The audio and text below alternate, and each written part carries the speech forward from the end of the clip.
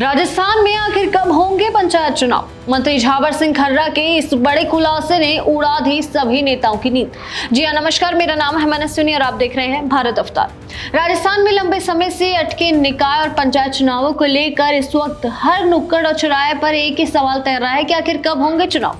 जनता से लेकर सियासी गलियारों तक हर कोई इस पहेली का जवाब ढूंढ रहा है। इसी बीच भजनलाल सरकार के कद्दावर मंत्री झावर सिंह खर्रा ने इस मुद्दे पर जो बयान दिया उसने पूरी सियासी हवा को गर्म कर दिया है। दरअसल सीकर में स्मृति वन में वंदे गंगा जल संरक्षण अभियान की शुरुआत करने पहुंचे मंत्री झावर सिंह खर्रा ने इस चुनावों को लेकर सरकार का स्टैंड बिल्कुल साफ कर दिया।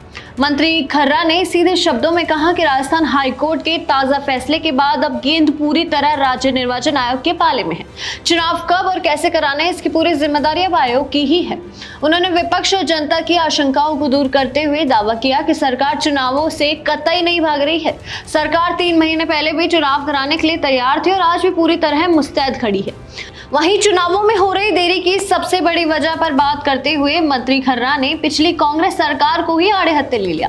मंत्री ने सरकार की मंशा साफ करते हुए कहा कि बीजेपी सरकार बनते ही ओबीसी आयोग का गठन तो कर दिया गया, लेकिन फिलहाल आयोग के पास आरक्षण तय करने के लिए पर्याप्त आंकड़े यानी जरूरी डाटा नहीं है। वहीं बिना राज्य ओबीसी आयोग की रिपोर्ट के जल्दबाजी में चुनाव करवाना ओबीसी वर्ग के साथ सरासर नाइंसाफी होगी। सरकार चाहती है कि इस वर्ग को उनका पूरा और उचित हक मिले, भले ही इसमें थोड़ा वक्त लग जाए। राजनीतिक पंडितों के सवाल पर कि क्या सरकार हाईकोर्ट के इस फैसले को चुनौती देगी, मंत्री खर्रा ने साफ इनकार किया। उन्होंने कहा कि सरकार फिलहाल कोर्ट के आदेश का बारीकी से अध्ययन कर रही है और दोबारा अदालत का दरवाजा खटखटाने की कोई योजना अभी तक नहीं है। पुनर्गठन, सीमांकन और वार्डों की सीमा विस्तार के काम की सारी कानूनी अड़चनें अब खत्म हो चुकी है। हालांकि प्रशासनिक अमला फिलहाल एसआईआर और अब आने वाली जनगणना के कामों में काफी व्यस्त है, लेकिन जैसे ही चुनाव आयोग सरकार से मदद मांगेगा, सरकार बिना किसी देरी के पूरा प्रशासनिक सहयोग देने को तैयार बैठा है। इस सियासी हलचल के बीच सीकर की तपती धूप में मंत्री खर्रा ने एक बेहद ही डरावने वाली चेतावनी भी दी।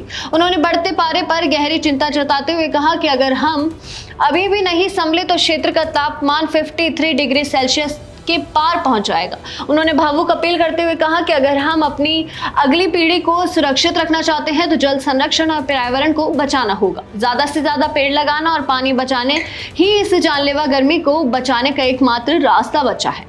तो झावर सिंह खर्रा के इस पंचायत चुनाव वाले बयान पर आपके क्या विचार हैं, हमें कमेंट सेक्शन में जरूर बताएं। ऐसे ही तमाम खबरें और अपडेट्स के लिए देखते रहिए भारत अवतार। धन्यवाद।